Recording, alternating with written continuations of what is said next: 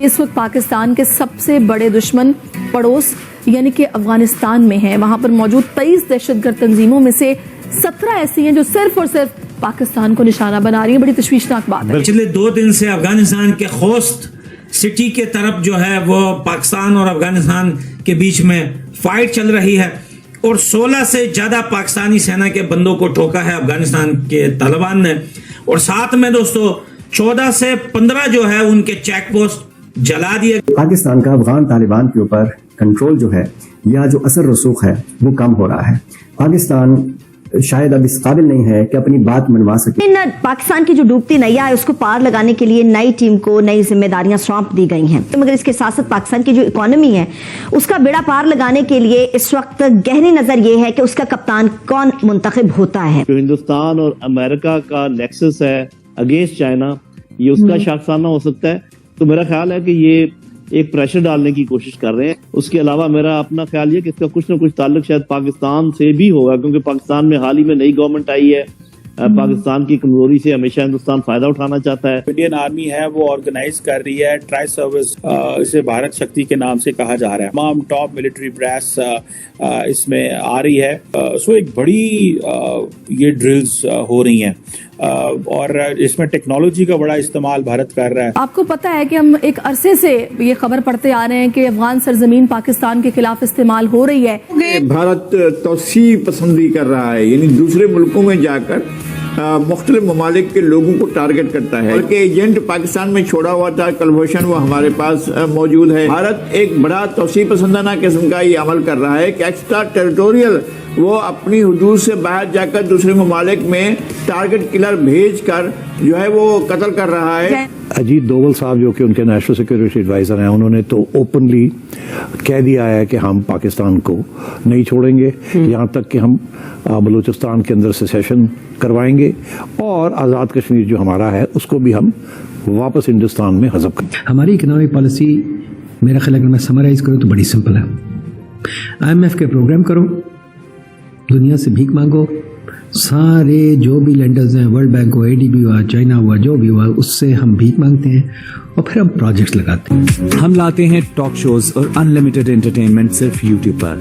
اگر آپ نے ابھی تک ہمارا چینل سبسکرائب نہیں کیا تو ابھی سبسکرائب کریں اور بیل آئیکن کو کلک کر کے ہماری لیٹسٹ ویڈیوز کے بارے میں اپڈیٹ جانیں. تو دوستو دیکھیے زبردست ویڈیو. پاکستان کو ایک ترجیحی جو ہے نا وہ رویہ اس کے ساتھ رکھا گیا ہے, وہ اس طرح سے کہ ہندوستان کو فیٹف کی بلیک لسٹ میں ہونا چاہیے. یہ چیزیں لے کے بھی ہم نہیں نکل سکے, یہ چیزیں لے کے بھی ہم انٹرنیشنل فورم پر جا کے کوئی یعنی قابل ذکر یعنی کیا کہنا چاہیے اچیومنٹ حاصل نہیں کر سکے. OIC کا پرفارمنس دیکھیں یار, انہوں نے اس وقت کو کم سے کم وہ کہتے ہیں چلیے اکٹھے ہوں, نہ صرف اکٹھے ہوں, ہم یہ برداشت نہیں کر سکتے جو ہمارے مسلمان بھائیوں کے ساتھ ہو رہا ہے, اور اگر یہ ہوتا رہے تو ہم کچھ کریں گے. آؤ بات کرو.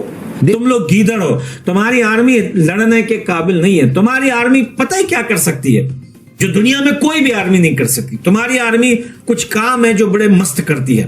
سیمنٹ کا کاروبار کرو, سریے کا کاروبار کرو, پراپرٹی ڈیل کرو, پراپرٹی خریدو, زمینیں قبضہ مارو, لوگوں کا حق مارو, عوام کو مارو, عوام کی چمڑیاں ادھیڑو. یہ جو بھی وہاں پہ ہو رہا ہے یہ سب TTP کے اوپر ڈال رہے ہیں. لیکن ہاں اس چیز کو لے کر یہ لوگ UN میں جا کے بھاگے ہیں اور UN کے آگے رو رہے ہیں, گڑ گڑا رہے ہیں کہ بھائی افغانستان کے طالبان نے ہمارے اوپر حملہ کر دیا. لیکن بھائی وار اور جنگ کی باتیں آپ کو پتا ہے کہ پچھلے کئی مہینوں سے پاکستان افغانستان کو دھمکیاں دے رہا ہے, بارڈر پہ آ رہا ہے, کبھی ٹینک توپ لے کے آ رہا ہے, کبھی ڈرون جو ہے اڑا کے افغانستان کی طرف بھیج رہا ہے. لیکن افغانستان کے طالبان نے کئی بار ان کو وارننگ دی, منع کیا, لیکن پچھلے 2 دن میں ان کے 16 بندے ٹھوکے ہیں افغانستان کے طالبان نے. اس وقت تک دیکھتے رہیں گے جب تک یہ مسلمان اکٹھے نہیں ہوئے. اکٹھے ہونے کا خیال, سوچ اور ان کو مرضی ان کی نہیں ہے اکٹھے ہونے کا, اور وہ بس بٹے ہوئے ہیں اور بکے ہوئے ہیں, معاف کریے. اور یہ جو یونائٹڈ نیشنز ہے, یہ یونائٹڈ نیشنز تو ایک کمپلیٹ فیلئر ہے. یہ 70 سال سے 75 سال سے فلسطین کا ایشو اور کشمیر کا ان کے پاس ہے اور یہ کچھ نہیں کر پائے. تو اب آپ بتائیں, مسلمان بکے ہوئے ہیں اور بٹے ہوئے ہیں.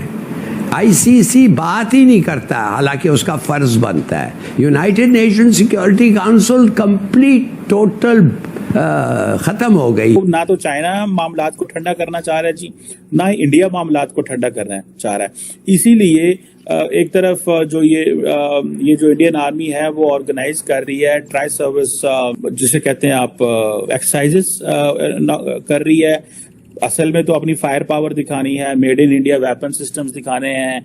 और ये पोखरान का जो इलाका है राजस्थान में, I think this is the same place जहाँ पे इंडिया ने अपने 5 न्यूक्लियर टेस्ट, इंडिया ने न्यूक्लियर टेस्ट भी किया थे। और लाइव फायर होगी, मैन्यूवर एक्सरसाइजेज होगी, इसे भारत शक्ति के नाम से कहा जा रहा है। भारत के डिफेंस मिनिस्टर राजनाथ सिंह और तमाम टॉप मिलिट्री ब्रास इसमें आ रही है। और फोकस किस चीजों पे है? ट्राई तीनों सर्विसेज का on this indigenous capability. China के खिलाफ इंडिया ने एक और इक़दाम उठाया है सिक्योरिटी को लेकर।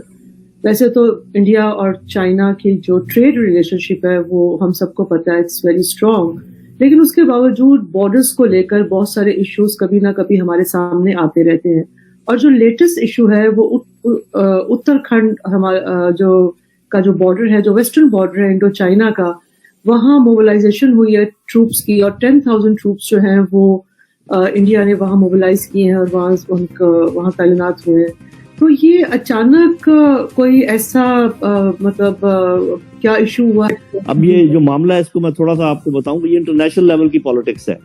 बेसिकली आपको पता है कि हिंदुस्तान और अमेरिका के बड़े करीबी ताल्लुकात हैं, पॉलिटिकल, मिलिट्री और टेक्निकल हर लिहाज से। और जो कुछ हो रहा है यूक्रेन में, जो भी हो रहा है मिडिल ईस्ट में, जो स्टैंड ऑफ है between Russia and western powers, आगे आगे उसमें अमेरिका ही है और यहाँ पर भी। तो ये सारे उसके शाखसाने, शायद अमेरिका ने कहा कि भाई आपको हमने चाइना के खिलाफ खड़ा किया था, आपको हम इतनी चीजें दे रहे हैं, टेक्नोलॉजी दे रहे हैं, तो आप जो है ना क्यों नहीं आगे बढ़ रहे। एक चीज का आपने जिक्र किया वो इम्पोर्टेंट है कि बावजूद इसके कि चाइना और इंडिया के बहुत अच्छे ट्रेड रिलेशनशिप जो है वो काफी गहरा है, तो आपने देखा होगा कि चाइना और अमेरिका कितने बड़े वैसे दुश्मन है अपेरेंटली, लेकिन सबसे ज्यादा ट्रेड उनकी है दुनिया में एक दूसरे के साथ।